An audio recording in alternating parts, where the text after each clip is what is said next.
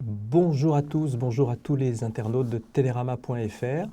Bonjour Guillemette. Bonjour Samuel. Nous sommes réunis pour vous parler de la cérémonie des Oscars qui s'est achevée il y a une petite 2 heures environ. Voilà, tout à fait. Et faire une espèce de bilan de cette cérémonie un petit peu particulière. On va vous expliquer pourquoi tout de suite.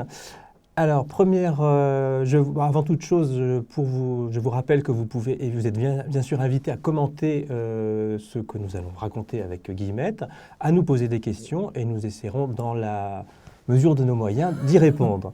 Alors, ce qu'on attendait de cette cérémonie des Oscars, c'était le triomphe de La La Land, qui était parti avec 14 nominations, qui était bien parti pour battre le record de statuettes. Et puis à l'arrivée, le triomphe.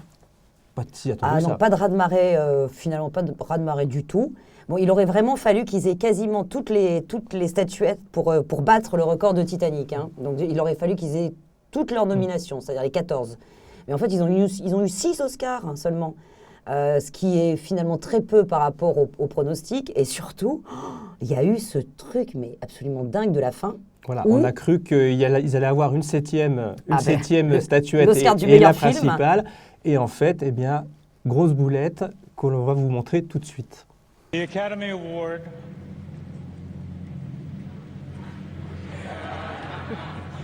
for Best Picture. You're impossible. Come on. La La Land. We lost, by the way, but, you know. Guys, I'm sorry. No, there's a mistake. Moonlight, you guys won Best Picture. Moonlight won. Come on, this is not a joke. This is not a joke. I'm afraid they read the wrong thing. This is not a joke. Moonlight has won Best Picture. Moonlight, Best Picture. Warren, what did you do? I want to tell you what happened.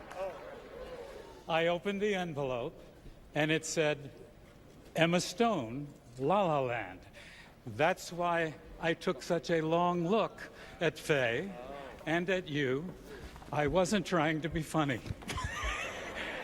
Well, you were funny. Thank you very much. Thank you very much. Alors Guillemette, comment peut-on expliquer cette boulette? Est-ce qu'il y a déjà une explication à cette erreur regrettable? Alors je ne sais pas si on a une, mais moi j'ai vu la boulette en direct, pour vous dire que j'ai pas beaucoup dormi. Mais je crois en fait qu'il y a eu un problème d'enveloppe et Warren Beatty n'a pas été très... On sent bien quand il ouvre l'enveloppe que, vous avez vu, il en a deux dans les mains. Et je pense qu'il a gardé, ou on lui a redonné la même que la meilleure actrice, c'est-à-dire La La Land, l'actrice de La La Land juste avant. Et il a quand même l'air d'hésiter, ça n'a pas l'air écrit comme il le voudrait, donc il montre à Faye Dunaway qui lui dit « Écoute, vas-y ma poule !» Et en fait, ce qui est fou, c'est que dans ce genre de boulette, d'abord, ça n'est jamais arrivé dans l'histoire des Oscars. Jamais. Oui, on peut rire des Césars, mais là, ils ont fait fort. Là, ils ont fait très, très fort. Et d'autant que ça a duré longtemps, puisqu'il y a eu un premier discours de remerciement du producteur de La La Land, jusqu'à ce qu'un assistant, je crois, l'assistant dise « Hé !» Et la salle a cru que c'était pas un gag, mais a cru que c'était qu'est-ce qu'il est gentil ce garçon de dire que c'est Moonlight qu'il aurait tout autant mérité. Non, c'est Moonlight qu'il avait.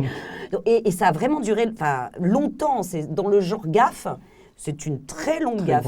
Je crois que c'est Warren et Faye qui... Bon. Il semblerait qu'effectivement, il y a une erreur d'enveloppe. Ils ont expliqué après coup que pour chaque vainqueur, il y a 2 enveloppes en fait. Donc Emma Stone est repartie avec la sienne et il y en avait une deuxième qui traînait en coulisses.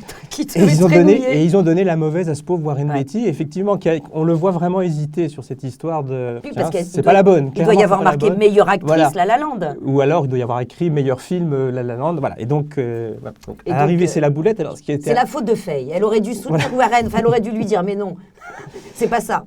Alors évidemment, tout le monde a beaucoup rigolé après coup. Je pense que dans la salle, ils ont dû un petit peu tiquer.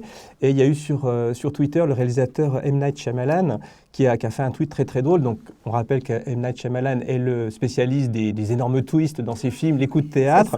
Et donc il a écrit un tweet en disant « J'ai écrit le final des Oscars 2017, Jimmy Kimmel, on les a bien eus ». Jimmy Kimmel étant le présentateur de la soirée. C'est vrai que c'est digne de Sixième Sens. Tout à fait. Franchement.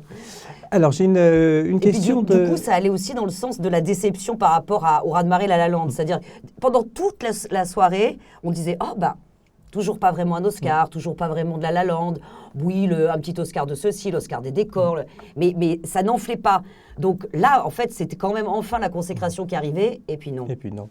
Alors, j'ai une question de Annie, plutôt une affirmation qui dit « La La Land ne méritait pas plus ». Qu'en penses-tu, Guillemette? Ah, mais moi, je suis tout à fait d'accord avec Annie. Oui, moi tout aussi. à fait d'accord. Bien sûr que c'est un film agréable, on va quand même pas le nier, mais pour moi, ça méritait de toute façon pas de... Même pas de... Bon, je suis pas non plus une fan absolue de Titanic, mais ça ne méritait pas de battre le record de Titanic. Mais de toute façon, dans les chouchous de cette année, même Moonlight n'est pas un film que nous avons vraiment adoré ici. Donc, nous, c'est vraiment les outsiders qui étaient nos chouchous et qui n'ont strictement rien... Enfin, si, presque rien eu. presque rien eu. Ben, Comancheria, rien. Et Manchester by the Sea, Manchester qui a quand même eu le prix du meilleur scénario ultra mérité. Parce que Et du meilleur acteur. Et du meilleur acteur pour Casey Affleck. Alors, pour revenir sur La La Land, donc, La La Land a eu effectivement les Césars qu'il ne pouvait pas louper, c'est-à-dire la meilleure musique... Les Oscars, pardon. La meilleure musique et la meilleure chanson originale, même si on peut considérer même au niveau de la musique qu'il y a 4 chansons à peu près dans le film qui reviennent tout le temps, mais c'est pas... Voilà. Et qui en plus sont appelées du jazz alors que ce n'en est pas. Oui. Mais ça, c'est ça, c'est un petit peu pour pinailler. Mais il y a eu une vanne de Jimmy Kimmel très drôle au début, en disant que en fait, c'était les Blancs qui réhabilitaient le jazz cette année, pour aller dans le sens... Donc ça, c'était assez drôle. Mais oui, le film mérite. Ils ont quand même le meilleur décor. Le meilleur décor et le meilleur réalisateur pour Damien Chazelle, meilleur qui donc réalisateur pour devient Damien le Chazelle. plus jeune réalisateur de l'histoire à obtenir le 32 ans. 32 ans. C'est ça, il n'y a jamais eu un réalisateur aussi jeune à avoir un Oscar. Voilà. Alors, c'est une réaction de Catherine. Peut-être que quelqu'un s'est trompé d'enveloppe pour Trump. C'est possible. C'est très, très, très drôle. Bravo, Catherine. Ah oui, ça c'est magnifique. On aurait dû suggérer la vanne à Jimmy Kimmel. Votre vanne, elle est vraiment bien. Je pense que Catherine, pour l'année prochaine, écrivez à l'Académie des Oscars et vous êtes mûre pour écrire les vannes du présentateur de la soirée. Alors donc, le vainqueur surprise, même si c'était considéré comme un outsider très sérieux, c'est Moonlight. Donc, deuxième long métrage d'un jeune réalisateur noir américain. Alors, comme tu l'as dit, on est beaucoup moins fan que beaucoup de journalistes en France et aux États-Unis sur le film, qui reste malgré tout quand même un film très intéressant sur ce que ça dit de la situation des Noirs aux États-Unis, et surtout de la manière dont il le dit. C'est-à-dire on n'est pas dans un constat social brut, il y a vraiment une recherche formelle assez originale pour le film. Après, alors moi, la réserve que j'avais sur ce film, c'est qu'il y a justement la recherche formelle était un peu trop, quoi. C'est-à-dire au début, en tout cas les 2 premières parties du film, Barry Jenkins en fait un petit peu beaucoup dans la mise en scène ostentatoire, et la dernière partie, par contre, est très réussie parce que le film est beaucoup plus classique, plus posé et très très émouvant. Oui, c'est ça, c'est vrai. Disons que quand il se met à faire du classicisme, là, ça marche beaucoup mieux. Et puis bon, il y a quand même aussi le côté, mais ça, c'est ce que les Américains adorent, c'est-à-dire la déchéance, la rédemption, la lutte, puisqu'il est d'abord victime, et puis il s'en sort. Enfin, il y a tout ce truc, c'est tellement American Way of Life aussi, la manière de traiter cette histoire de... Mais c'est vrai que, de toute façon, c'est bien qu'il y ait eu une Moonlight, qu'il y ait eu aussi Viola Davis comme second rôle féminin, elle, pour Fences, de Denzel Washington. Donc là, c'est bon. L'équilibre noir-blanc, cette année, c'est respecté. C'est respecté. On sentait vraiment qu'il y avait une volonté Donc on rappelle que l'année précédente, il n'y avait eu aucune nomination d'acteurs noirs ou de films réalisés par des Noirs. Donc il y avait eu une polémique assez virulente et assez juste, il faut bien le reconnaître, qui appelait Oscar So White. Et à la suite de cette polémique, ils avaient nommé de nouveaux votants pour l'Académie, qui faisaient plus de place à la diversité. Ça s'est ressenti dans les nominations, parce qu'il y a eu beaucoup de nominations. Tu parlais de la victoire de Viola Davis, méritée pour le coup à l'Oscar du meilleur second rôle. Sur les 5 nommés, il y avait 3 afro-américaines. Oui, il y avait Octavia Spencer pour Les Figures de l'ombre et Naomi Harris pour Moonlight. Pour Moonlight, oui. Voilà. Et il faut aussi saluer la victoire de Mahershala Ali comme Oscar du meilleur second rôle masculin pour Moonlight. C'est lui qui a ouvert la cérémonie en plus, puisque ça commence par le César du meilleur second rôle masculin. Donc c'est avec lui, avec cet Oscar-là que la cérémonie a attaqué. Donc c'était un beau symbole. Ouais, tout à fait, très beau symbole, et d'autant plus, là pour le coup aussi très mérité, parce que alors moi c'est ce que je reproche au film Moonlight, c'est que Mahershala Ali disparaît au bout d'une demi-heure, parce qu'il est vraiment formidable. Il est un acteur d'un charisme vraiment incroyable, d'une profonde humanité, alors qu'il joue le rôle d'un dealer quand même, et c'est vraiment un très très bon acteur que les fans de séries télé avaient remarqué, je suppose, dans House of Cards, où il joue le rôle du lobbyiste en chef Remy Danton, et je pense que c'est un acteur qu'on reverra beaucoup. Et il est très aimé aux États-Unis. Et Viola Davis, elle aussi, est très aimée, très admirée. Elle fait toujours en plus alors elle joue aussi dans une série qui s'appelle Murder, je crois, qui fait un carton aux États-Unis. Et elle a fait un discours au Golden Globe qui a déjà emballé les foules. Elle est vibrante quand elle parle du métier d'actrice, quand elle parle de la mission du cinéma. C'est toujours extrêmement émouvant. Et là encore, quand elle a reçu son Oscar pour Fences, les gens avaient les larmes aux yeux. C'était magnifique. Dernier point sur cette histoire, cette polémique Oscar, donc qui ne sont plus au White. Dans les documentaires, il y a 3 des 5 films aussi parlaient de la situation des Noirs aux États-Unis. Donc il y avait le film de Raoul Peck, qui sera bientôt sur Arte, I'm Not a Negro. I'm Not Your Negro, qui n'a pas eu le prix. Un film de Ava DuVernay, réalisatrice qui avait fait Selma, et là qui avait fait un documentaire.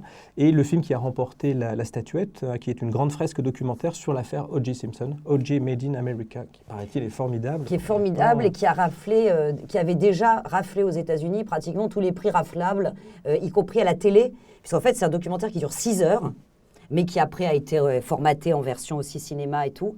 Et c'est le documentaire qui a le plus étonné aux États-Unis. Donc tout le monde disait qu'en fait c'était assez logique qu'il remporte l'Oscar dans la foulée.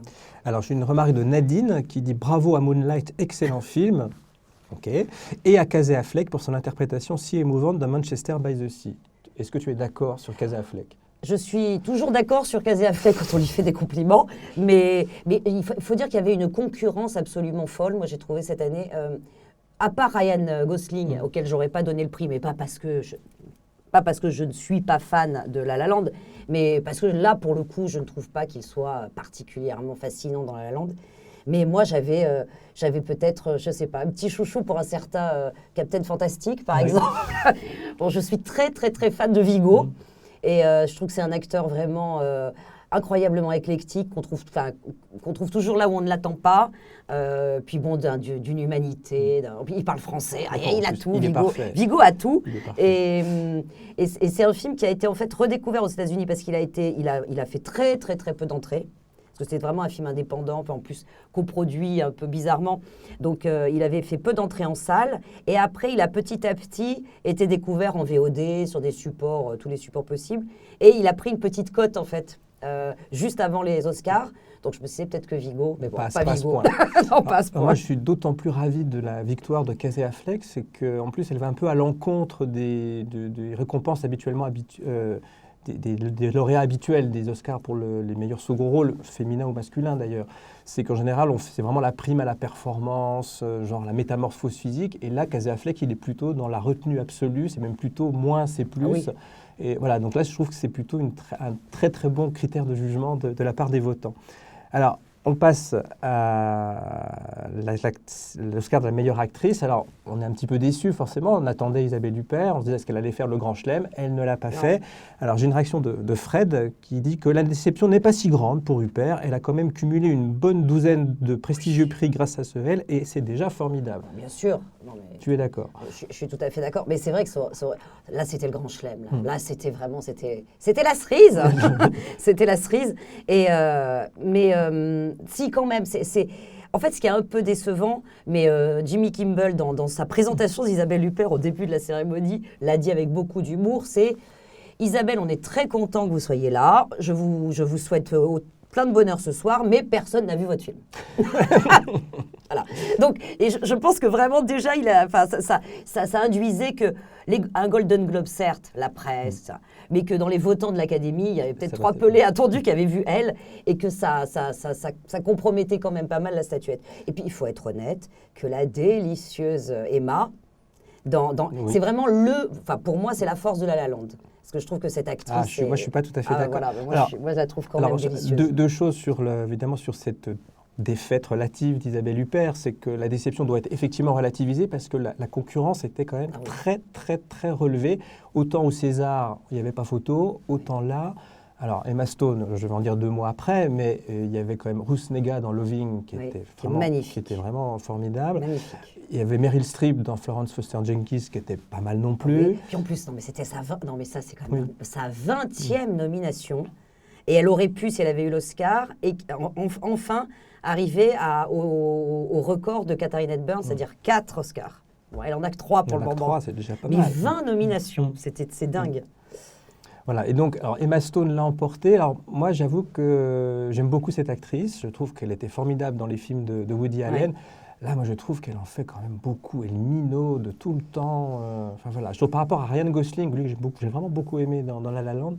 Moi, marrant, je suis un petit peu déçu, moi, justement, que sur les 5 actrices nommées, pour moi, c'était Emma Stone qui était un petit peu en dessous des 4 autres, quoi. Donc, j'étais un petit peu déçu. Étrangement, comme je trouve que La La Land est un film stylisé, alors autant minaudé, et moi, c'est Ryan Gosling que je trouve un peu fade dedans. Ah bon, alors. Alors, Christine, elle, aurait souhaité l'Oscar de la meilleure actrice à l'actrice de Loving. Alors, on va peut-être dire 2 mots de Ruth Negga, qui est quand même une des révélations de l'année. Donc Loving, c'est le nouveau film de Jeff Nichols qui raconte une histoire vraie. C'est comment un couple mixte, une femme noire et un homme blanc dans le sud des États-Unis dans la fin des années 50, se sont mariés alors que c'était interdit dans leur État. Et le film raconte leur combat juridique au niveau fédéral pour faire accepter l'existence de ce mariage, quoi. Et donc Ruth Negga joue le rôle de Mrs. Loving, car tel était leur nom. Et c'est vraiment une actrice vraiment très étonnante. Ah, très étonnante. Mais alors, je vais avouer que je ne sais pas si je l'avais vue auparavant, moi. Est-ce que tu l'avais vue, Samuel? Non, toi? je crois qu'elle avait fait quelques séries télé, Peut-être quelques séries, seconds rôles. oui. Non, c'est une vraie révélation. Oui, c'est une vraie révélation qui déjà avait frappé à Cannes, puisque Loving était en sélection à Cannes. Et c'est une découverte incroyable. Elle est d'une subtilité. C'est vrai que Christine. Non, mais, en plus, alors là, pour le coup, dans le plus white du tout, ça aurait été pas mal que l'Oscar de la meilleure actrice aille à une noire. Quoi, voilà. Ça aurait été vrai. Parce que quand même, quand on regarde, ce sont les 2 seconds rôles. Oui, c'est vrai. C'est vrai, oui. Les supporting acteurs. Les supporting acteurs, voilà. c'est toujours pour les Noirs. On peut espérer que l'an prochain... Donc, pour le moment, on est dans le second rôle. Hein, on n'est pas encore dans... Ça va venir. Mais ça va venir. Ça va venir. Donc, les Français pouvaient repartir avec 4 Oscars. Il y avait Isabelle Huppert, il y en avait 3 autres aussi. Il n'y a rien eu du tout. Courgette. On peut avouer une grosse déception au niveau de la catégorie du meilleur long métrage d'animation, puisqu'il y avait Ma vie de Courgette, film franco-suisse. Et il y avait aussi La Tortue Rouge, film réalisé par le néerlandais Michael Dudok de Witt, mais largement produit par la France. Oui, quoi. Largement produit par la France. Et même conçu en France par un studio français. Voilà. Mais de toute façon, là, on faisait semblant de rêver que ce soit Courgette ou Tortue. Mais déjà, aux Golden Globes, qui sont un petit peu plus pointus, c'est Zootopie qu'il avait eu, déjà contre Courgette. Alors ça aurait été un miracle qu'aux Oscars, qui sont quand même plus populaires, etc., ce soit Courgette qui l'emporte. Donc face à Disney, c'est dur. Face à Disney, c'est dur. Et si Disney gagne déjà avec la presse étrangère, alors bon, non. Je pense que c'était mort. Oui, c'était forcément... C'était Zootopie. D'accord. Il y avait également un court-métrage français de fiction qui était nommé Ennemi intérieur. Assez joli film, mais qui malheureusement, là aussi, a perdu. Et il y avait une costumière française, Madeleine Fontaine, pour le très beau Jackie de Pablo Larraine. Jackie était nommée en tant que meilleure actrice aussi, ça aurait pu être. Je pense que moi, personnellement, j'aurais voté Nathalie Portman, qui réalise quand même quelque chose d'extraordinaire dans le film. Bon, c'est Emma Stone, malheureusement. Alors, le dernier point sur cette cérémonie des Oscars, on attendait une cérémonie ultra politique avec, depuis l'arrivée de Donald Trump à la Maison-Blanche. On sait que le milieu du cinéma est, on va dire, à 95% démocrates, qui se sont déjà beaucoup manifestés pour dire tout le mal qu'ils pensaient de Donald Trump. Alors, à l'arrivée, cette cérémonie a-t-elle été aussi politique qu'attendue? Alors, elle n'a pas été violemment politique. Il y a eu des discours pleins de sous-entendus. Ça, en revanche, souvent. Et Jimmy Kimmel s'est occupé, là, lui, de la petite pique. C'est lui, en fait, pratiquement, je crois qu'il est le seul à avoir prononcé, lui, mais alors, pour le coup, souvent, le nom Trump.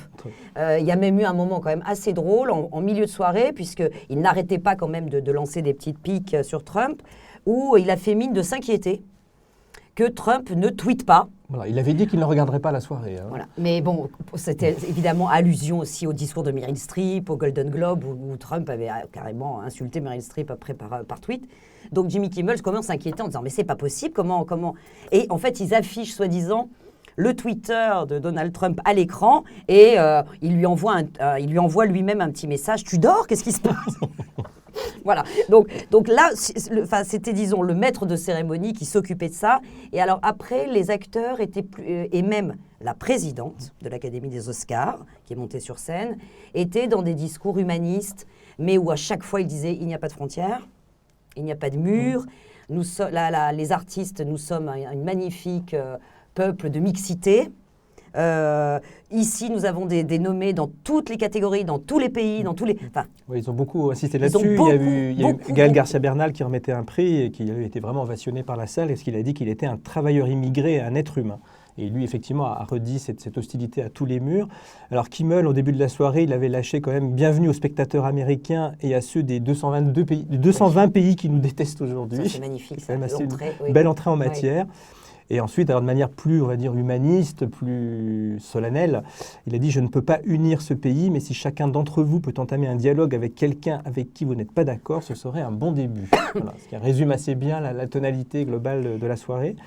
Et il y a eu l'absence, parce qu'on n'a pas parlé de l'Oscar du meilleur film étranger, qui a été donc décerné au Client de Farhadi, et il y a eu son absence. Alors on pense même que l'Académie, alors ce serait même d'ailleurs très beau, c'est vrai que c'était un petit peu le favori, mais on pense même que, parce qu'il avait annoncé que s'il recevait l'Oscar, que sinon il ne viendrait pas à la cérémonie, puisque Trump interdisant aux ressortissants musulmans ou de pays qu'il juge ennemis de rentrer aux États-Unis, Farhadi a dit « je ne viens pas alors ». Oui, je ne peux pas venir, alors je suis interdit moi aussi.